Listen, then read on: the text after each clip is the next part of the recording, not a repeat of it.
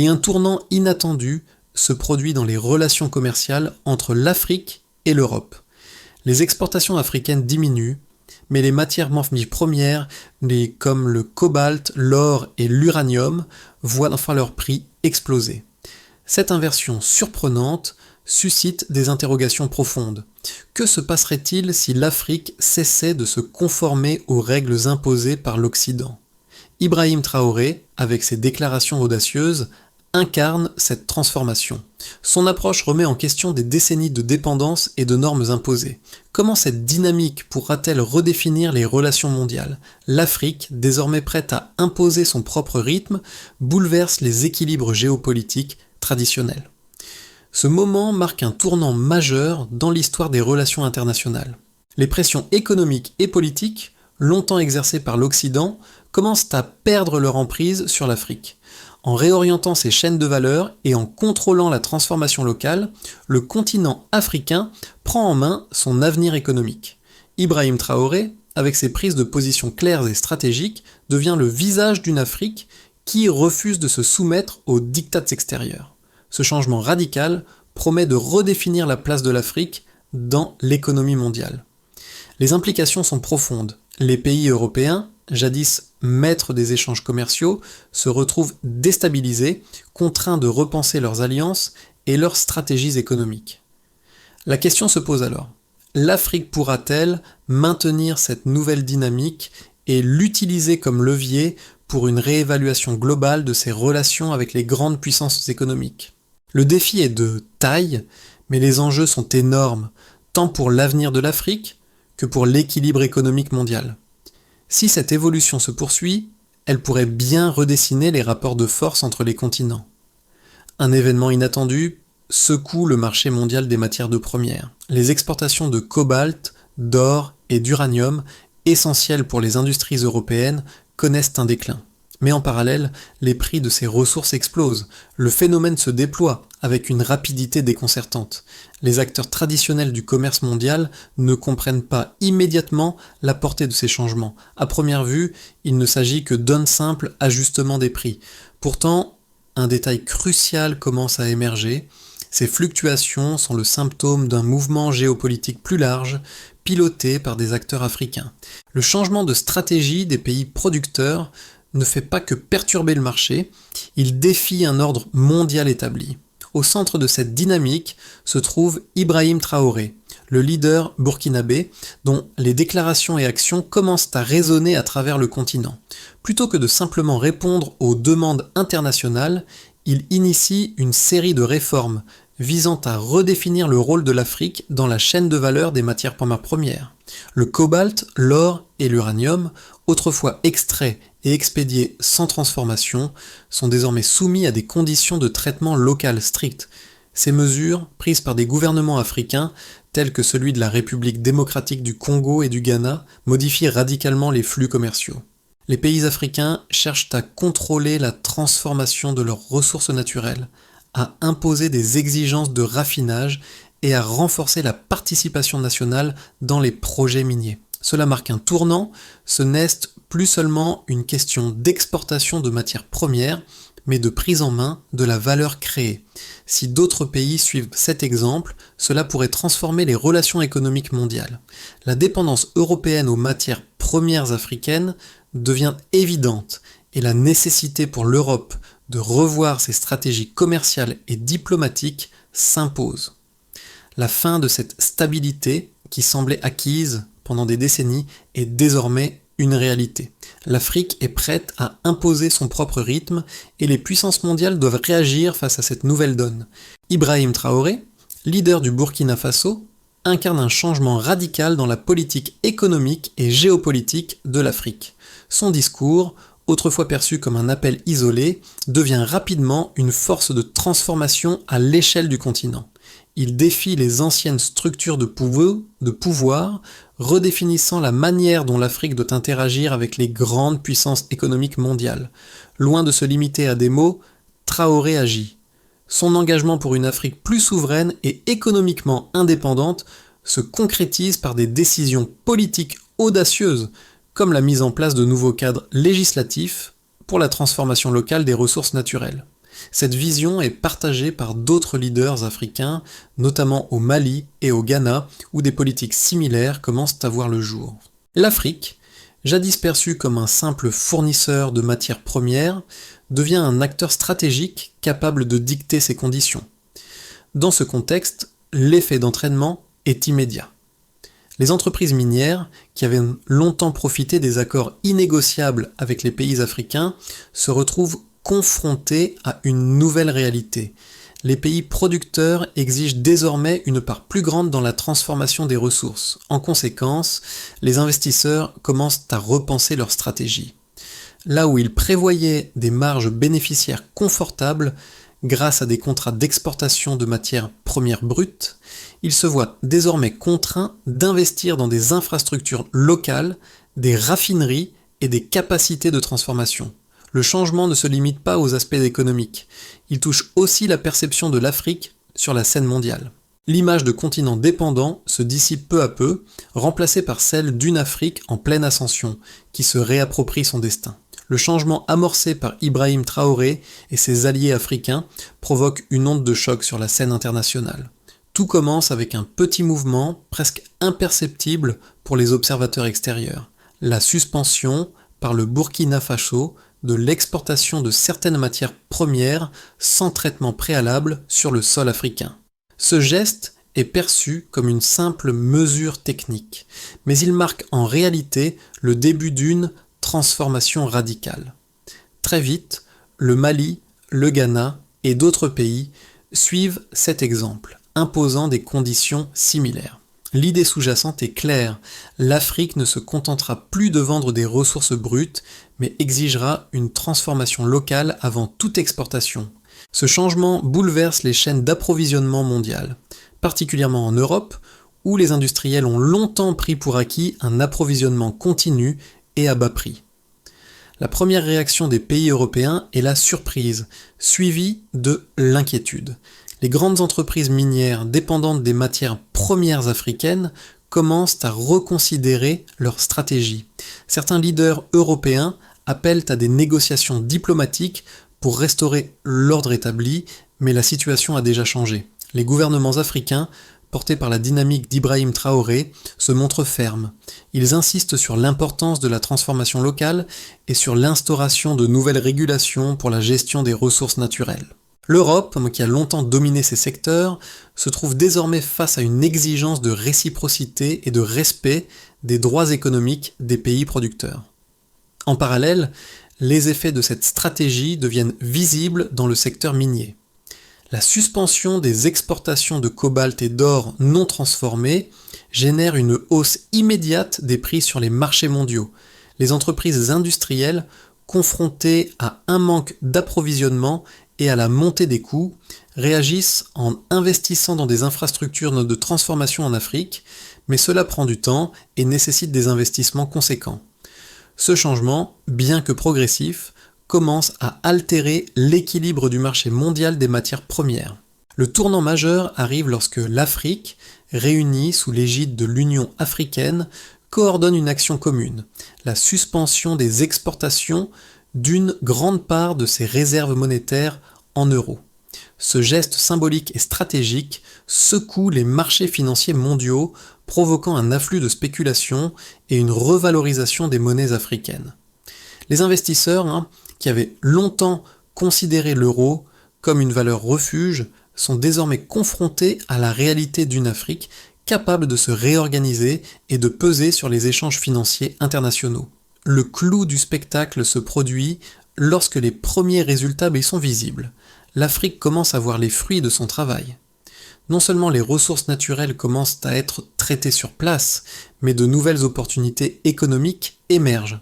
Les gouvernements africains négociant des contrats plus avantageux avec les entreprises exigeant des investissements dans les infrastructures locales, tout en imposant des conditions plus strictes sur la transformation des ressources. Ce processus, encore en début de mise en œuvre, transforme l'Afrique d'un simple fournisseur de matières premières en un acteur stratégique sur la scène économique mondiale. Le processus de transformation économique initié par l'Afrique, sous l'impulsion d'Ibrahim Traoré, commence à produire des résultats quantifiables qui confirment la profondeur du changement. 3 indicateurs majeurs montrent l'ampleur de cette mutation. Le premier chiffre frappant est l'explosion des prix des matières premières africaines. Le cobalt, en particulier, connaît une augmentation spectaculaire de 200% en l'espace de quelques semaines. Avant le début de cette dynamique, le prix du cobalt se stabilisait autour de 20 000 $ la tonne.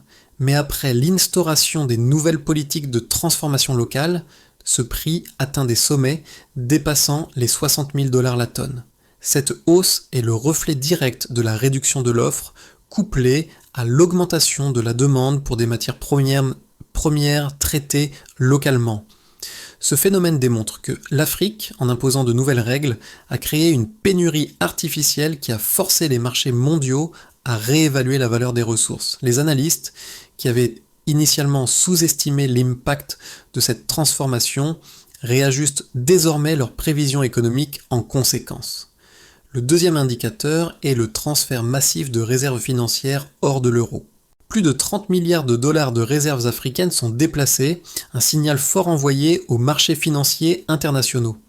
Ce transfert de capitaux n'est pas seulement une réponse à la crise, il reflète un changement stratégique dans la gestion des ressources financières africaines. En retirant ses réserves de l'euro, l'Afrique affirme sa volonté de diversifier ses actifs et de réduire sa dépendance aux monnaies occidentales. Ce geste symbolique est en réalité un levier puissant pour réorienter les flux financiers mondiaux, signalant aux puissances économiques que l'Afrique peut influencer non seulement les matières premières, mais aussi les circuits monétaires globaux. Le troisième chiffre clé concerne la production de métaux raffinés.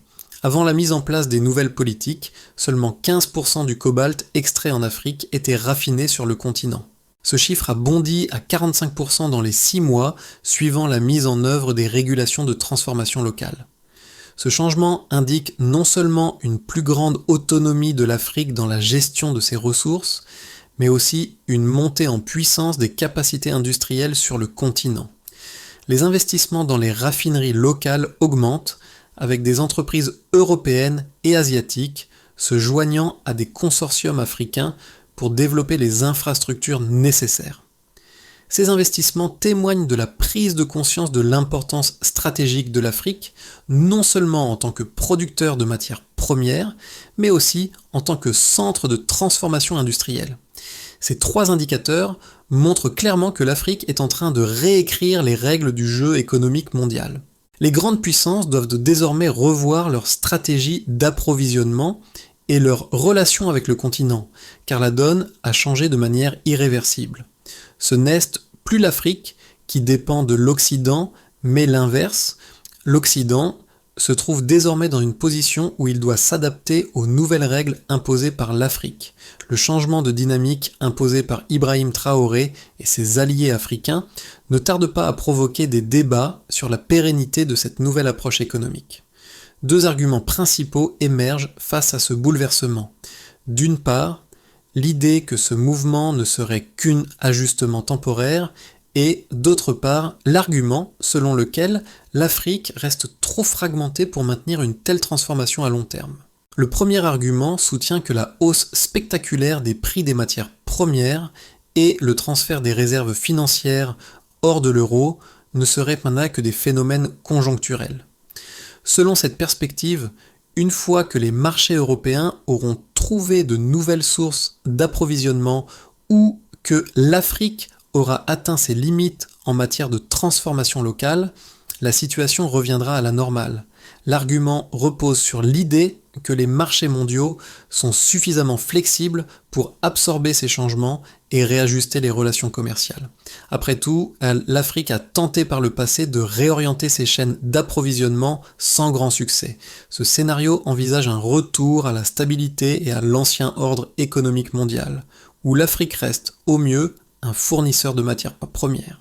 Le second argument, plus pessimiste, avance que la diversité des intérêts nationaux au sein de l'Afrique, couplée à des défis structurels tels que des dépendances technologiques et des capacités de gouvernance inégales, empêche une transformation véritablement unifiée.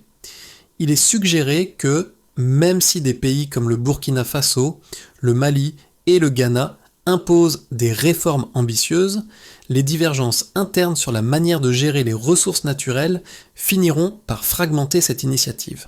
La concurrence entre les pays africains, entre ceux qui veulent maximiser leurs revenus à court terme et ceux qui plaident pour une transformation durable, pourrait rapidement s'intensifier, freinant ainsi l'élan du changement.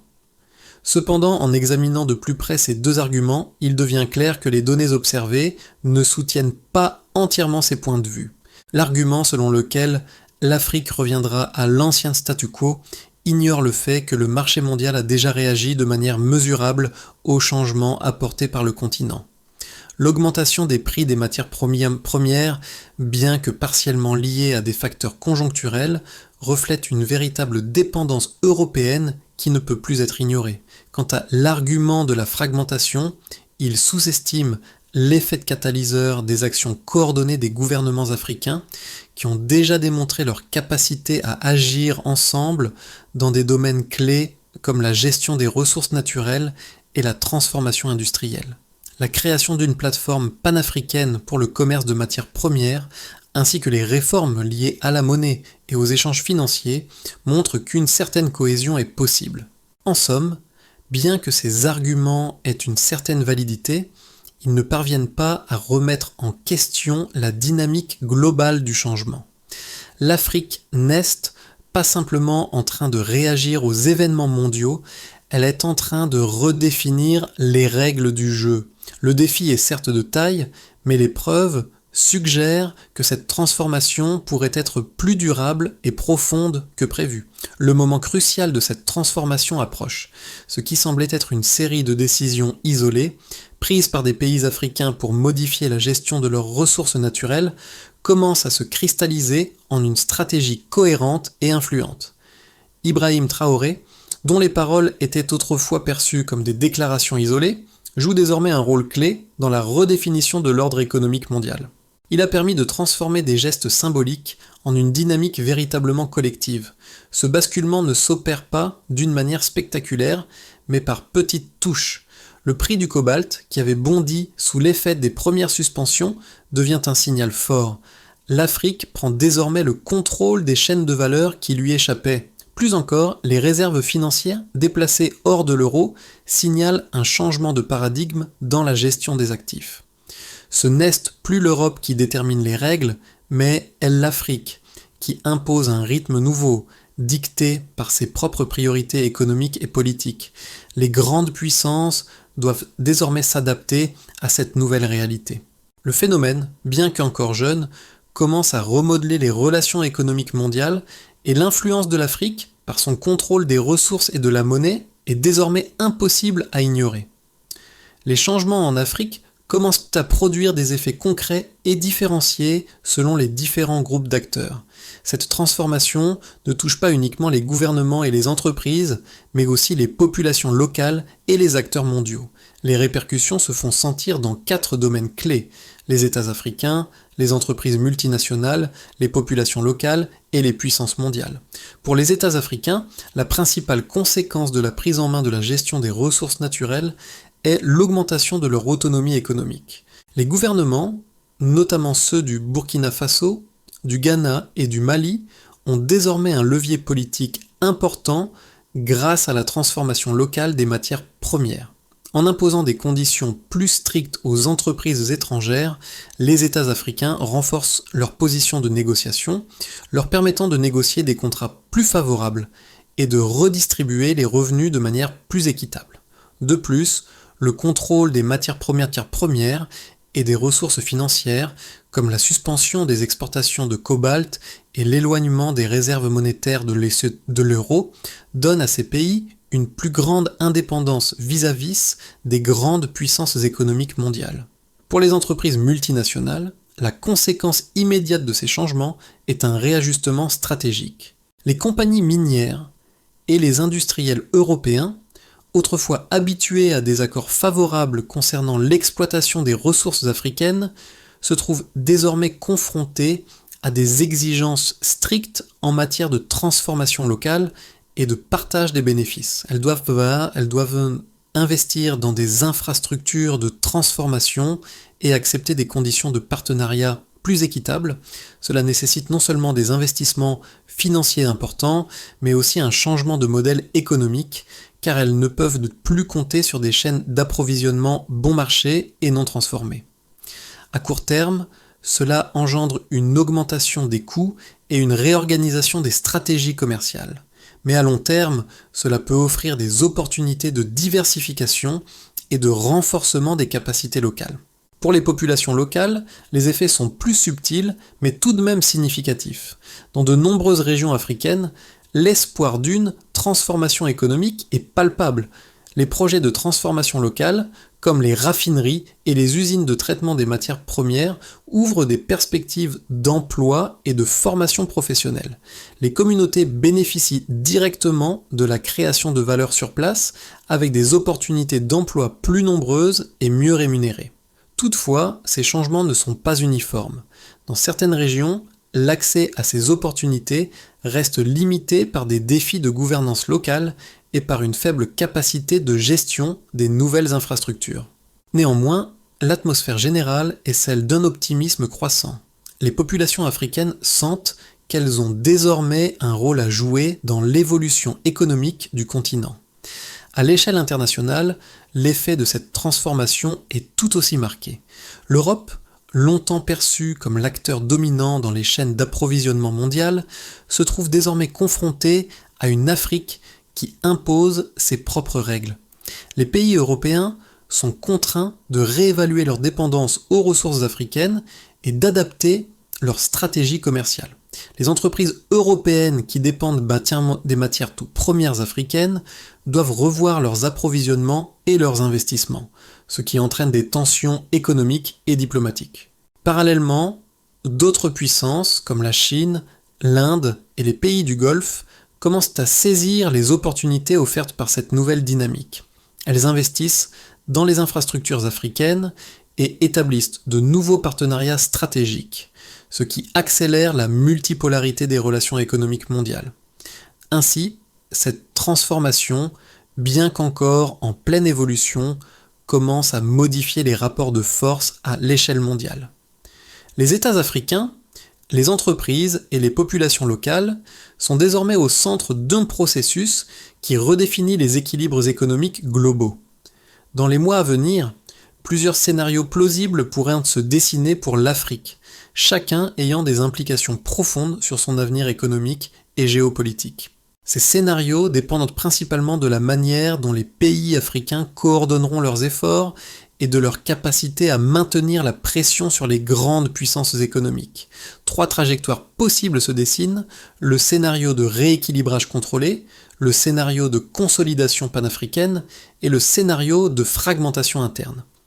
Le premier scénario, celui du rééquilibrage contrôlé, envisage une évolution progressive des relations économiques, dans laquelle les pays africains maintiennent les réformes initiées, mais sans provoquer de ruptures majeures.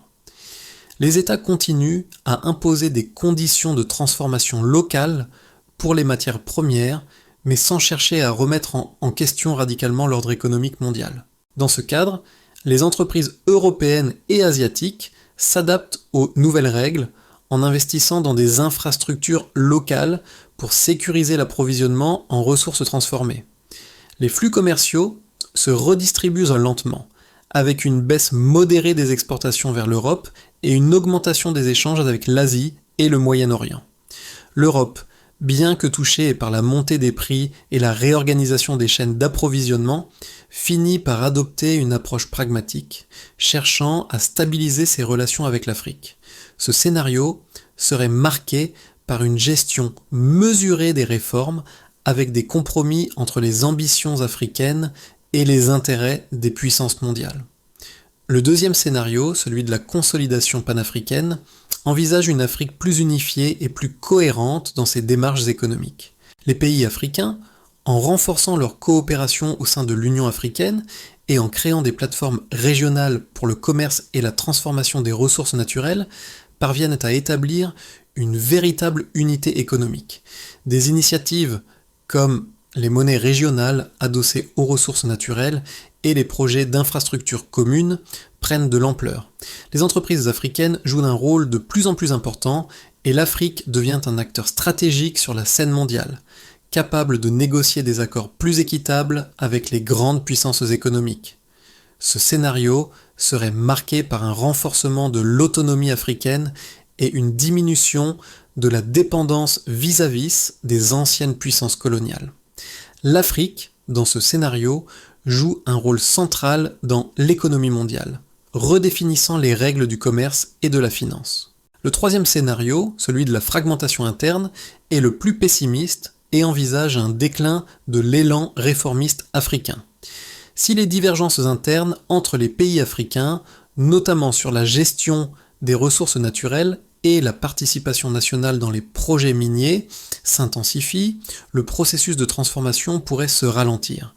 Les pays africains pourraient retourner à des pratiques moins ambitieuses, cherchant à maximiser leurs revenus à court terme, plutôt qu'à investir dans des transformations structurelles durables. Les tensions internes et la pression exercée par les puissances économiques extérieures pourraient fragmenter l'unité du continent, ralentissant ainsi les réformes et réduisant l'impact global de cette dynamique.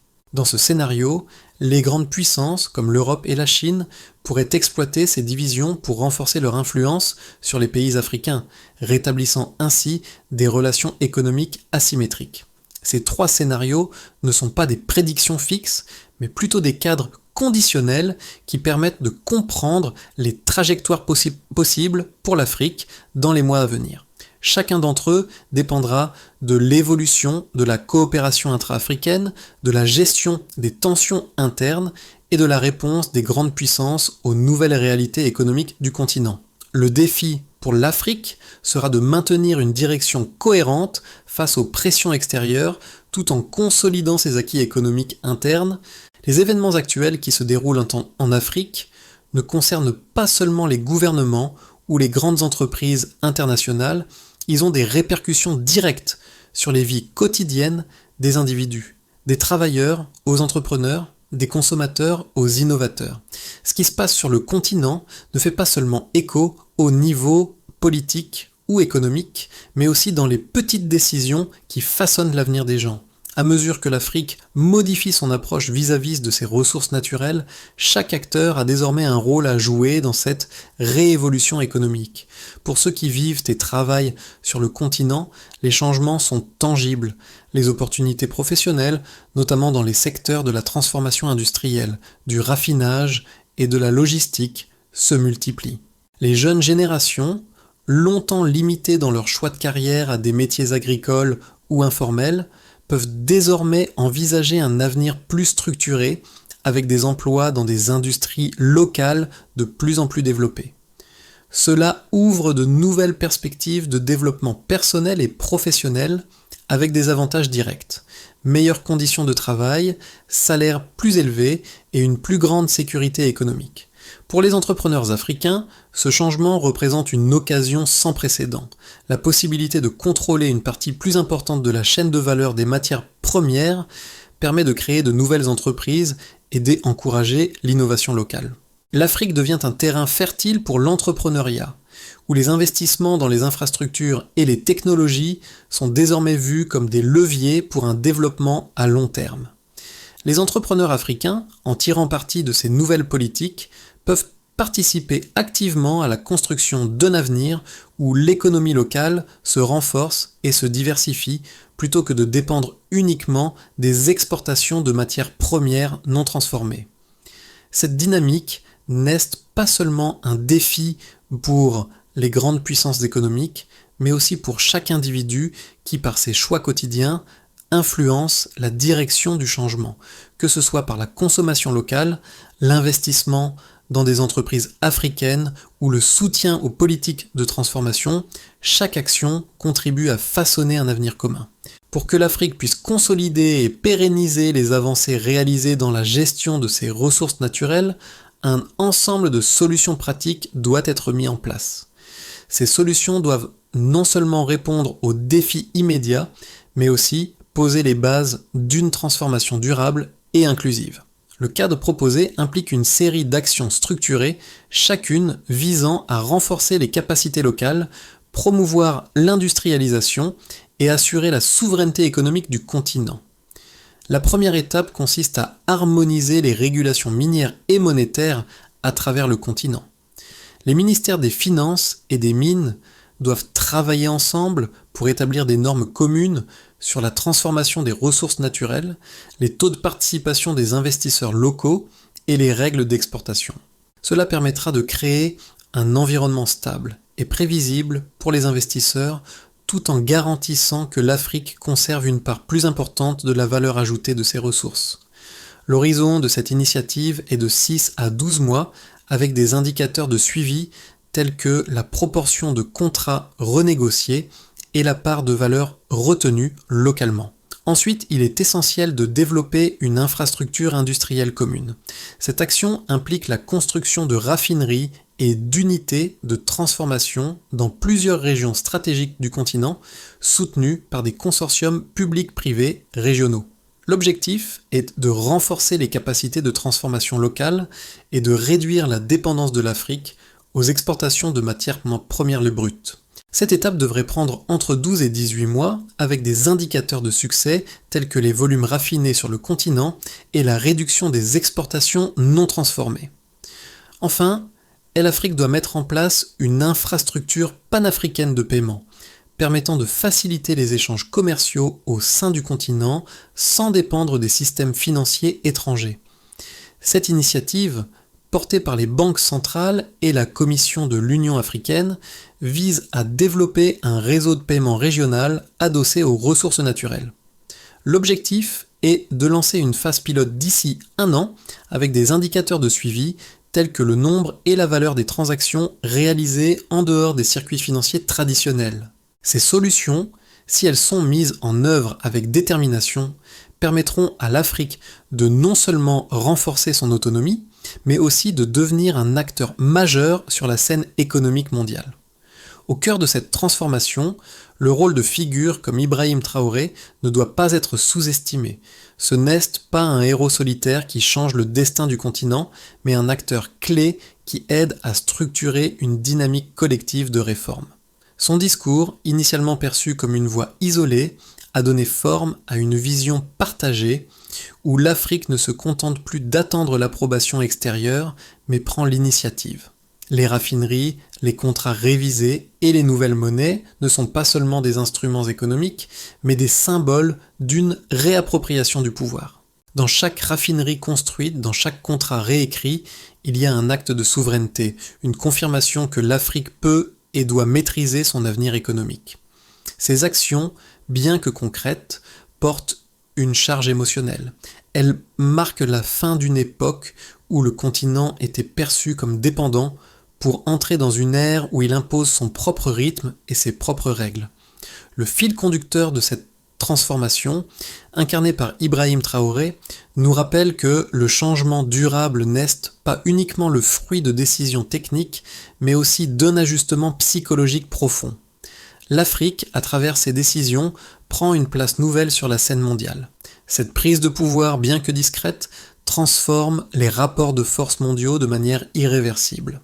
À ce tournant de l'histoire, l'Afrique redéfinit son rôle dans l'économie mondiale.